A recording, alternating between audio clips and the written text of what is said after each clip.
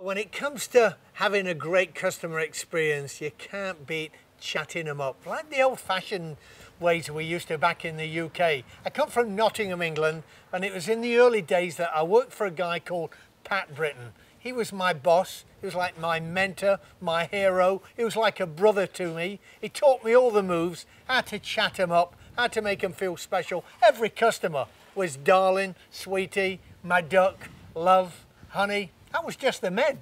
Chatting up the customers was what you did. It became a part of your life, not just the product you were selling, but making them smile. That's what it was all about. My daughter Sophie, she's here. She's going to tell you about chatting them up. Hey, Soph. Here she is. I have 5 daughters. This is one of many. Hi, Paul. Yeah, hi. Tell everybody about chatting up the customers, the engagement. Well, I think I learned everything that I did learn from old Papa Bear, which started, I think, with the wink. And then the don't be afraid to shout across the room and say, hello, how are you? And then call them over. What else have we done, Dad?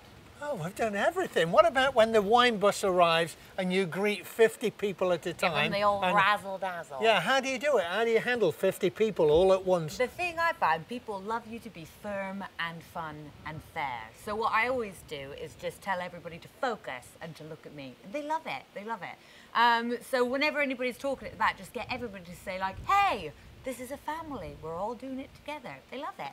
What about, I've noticed sometimes you're a bit rude to customers in a loving way.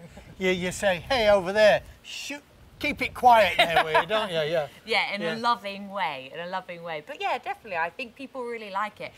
Because genuinely, I think it's really good fun when you're with people and you can have a little bit of a laugh by telling them off and getting them involved with it. And I think as long as people feel involved and that you're making them feel like they're really loved being there and that entails them being really focused on what's going on, then they love it. Yeah. It is, but I have noticed a couple of times, and this is true, that you've actually abused customers.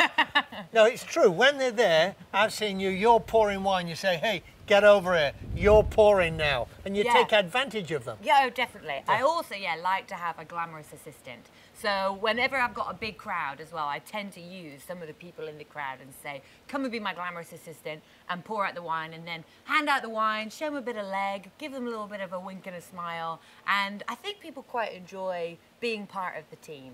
What about if they're not glamorous? Well, we make them feel glamorous. And everybody's glamorous inside, Dad, for God's sake, even you. Wow.